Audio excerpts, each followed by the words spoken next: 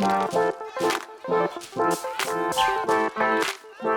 hey everybody, Julia Metz with Mass Torts Made Perfect, and I'm here today with Sharon Booth, the Vice President of Mass Torts Made Perfect. And so, had the opportunity to sit down with Sharon and talk to her about the role that women have played in Mass Torts Made Perfect since 2012 and the steps she's taken to increase that role and visibility.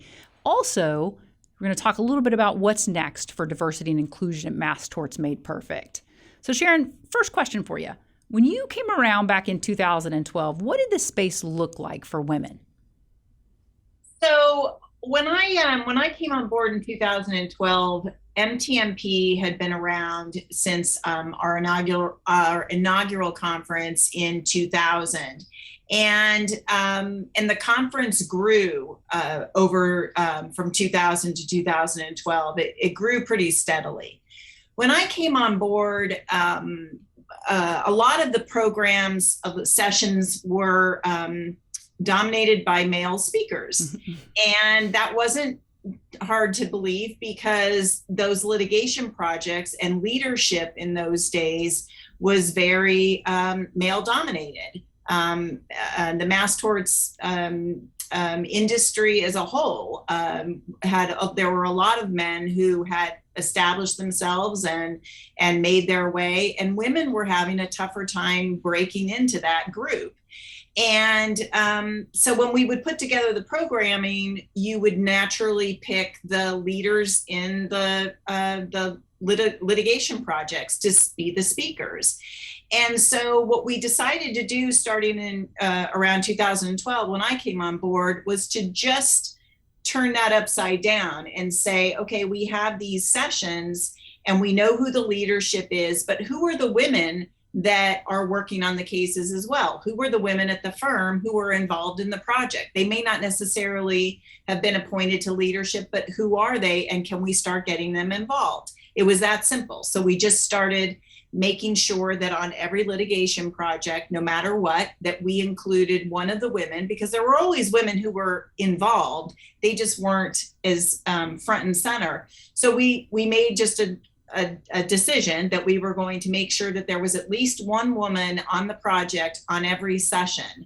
And with that, we really started to change the paradigm. And so how did the numbers change after that? So what did the percentage of speaker numbers look like? So in the beginning, we were looking at around 20% of the speakers on MTMP were female, and even lower percentage was attending the conference. Mm-hmm. That was down to like 15% of the attendance was women. And so I had two objectives. One was to increase the number of women speakers, and one was to increase the number of women attendees. Right. And so just this past conference that we had in April of 2022, over 50% of the speakers were female, and over 35% of the attendees were female.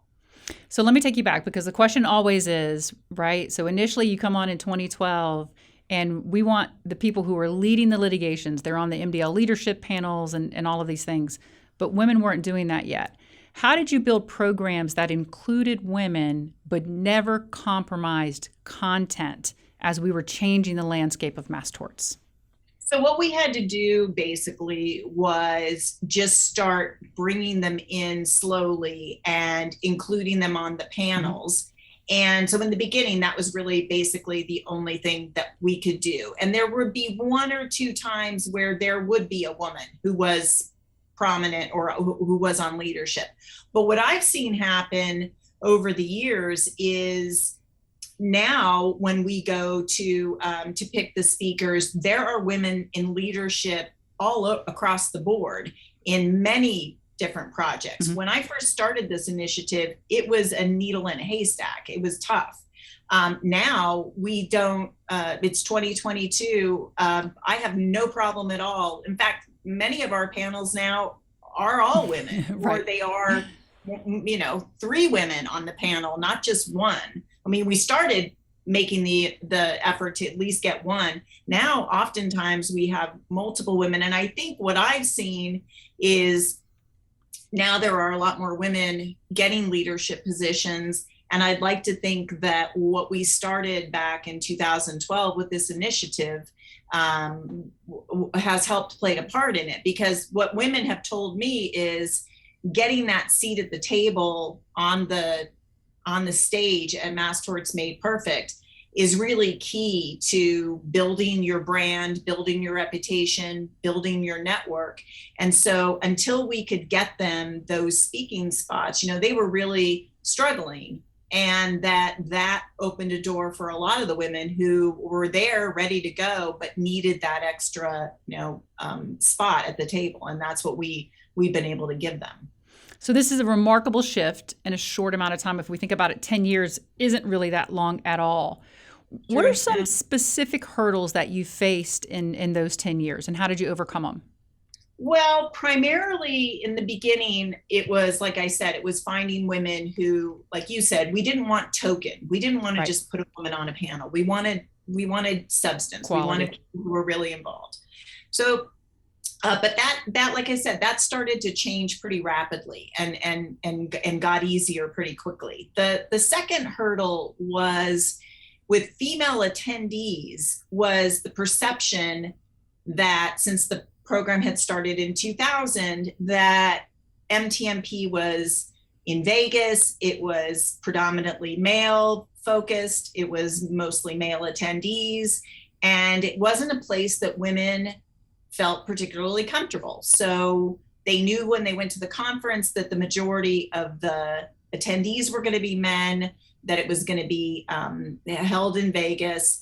And so even when we started this initiative and I was being very proactive about inviting women, including women, reaching out to women, I wasn't on the attendee front.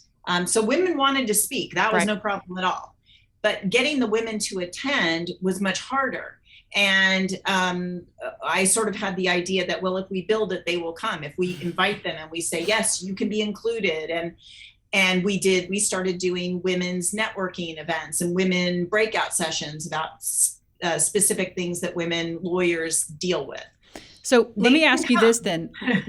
Bring us up to speed, right? Because you've mentioned a couple of different things, the networking, the women's breakfast and those initiatives. What does MTMP 2022 look like for women today?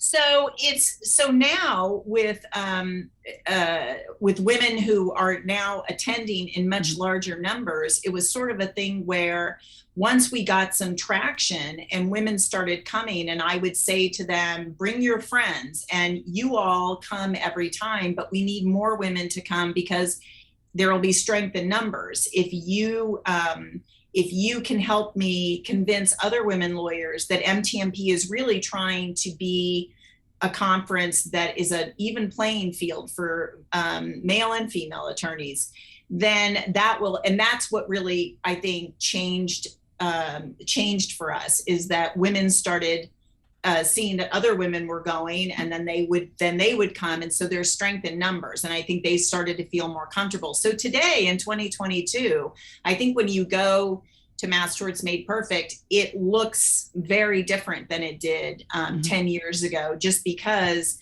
now we have many networking events for women. We have, and women have just sort of folded into the regular, the attendance and the speakers. So women are just attending the conference in bigger numbers. And so I think that the whole shift is very visible. When you go to MTMP, it looks more representative of what the Mass Tort community looks like, which is not just all men. And we've even, in addition to women, we've done a lot of initiatives to bring out diversity, to appeal to diverse groups. And so, but we started with this women's initiative. And when we saw that success, then that helped us, shift into others. So that's going to be my last question for you, Sharon. We've covered the significant growth of women at MTMP from 2012 to 2022 and kind of laid it out for the future of how some intentional acts on the front end now let us blend in how it should naturally be and be representative. But tell folks your plan for the rest of the diversity and inclusion plan, right? How do we get everyone else into the mix so that MTMP is representative of our society? Well, the plan for us has always been, we start with our outreach to speakers, and we start with who do we know and who can we connect with that can be a partner with us to help us then reach out to these different communities. And so we have done that, and it's working. And so once we, I think, put the word out that this is an initiative that we're behind it. We want inclusion and diversity to be synonymous with, our conference.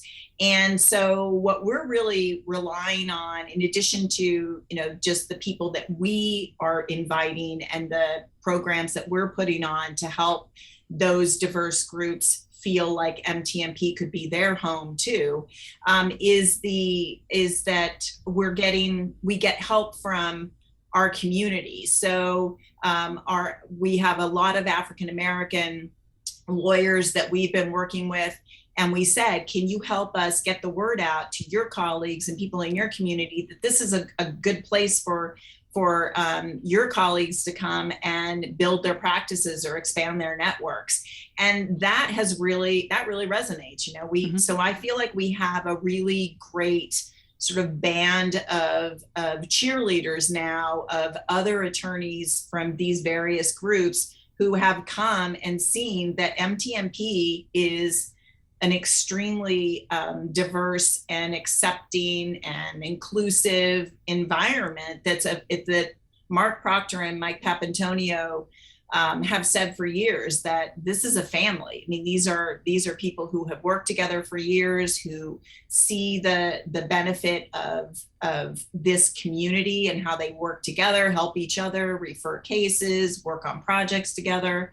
And we just want to continue to make this available to attorneys everywhere from any background who want to be in the mass tort space. And I'll end by saying that one of the things that really resonated with me years ago was an attorney, a female attorney, said to me, she said, I've been going to Mass Torts Made Perfect, and I get business and I get cases and I build my network.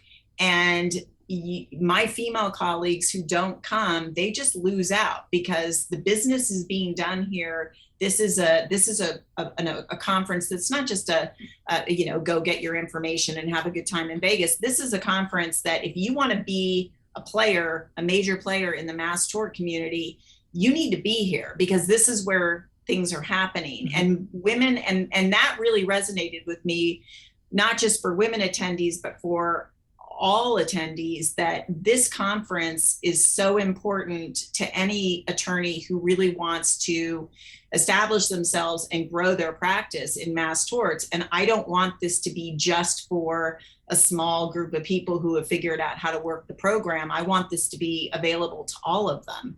And so that's why I'm really proud of the fact that we have really changed the paradigm over these years, because I feel like now all different attorneys are coming and seeing that this conference can be an important part of how they grow their business and how successful they are at their firm. So I think that's a really important development for us, that we've been able to change that and make it real for so many more lawyers. Yeah, Sharon, and I just want to end by saying, number one, thank you for recognizing back in 2012 that this needed to be done. And number two, thank you for not making it the token check boxes, right?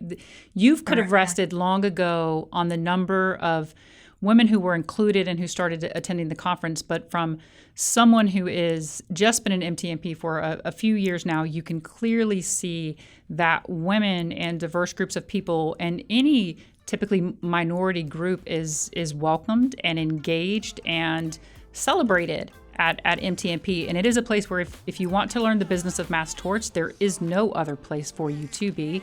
And you won't find a more accepting and welcoming place to learn how to grow your practice. So I appreciate you taking the time to talk to me today. And I can't wait to see everybody out in Vegas. Thanks, Julia. Me too. Thanks, Sharon. Bye.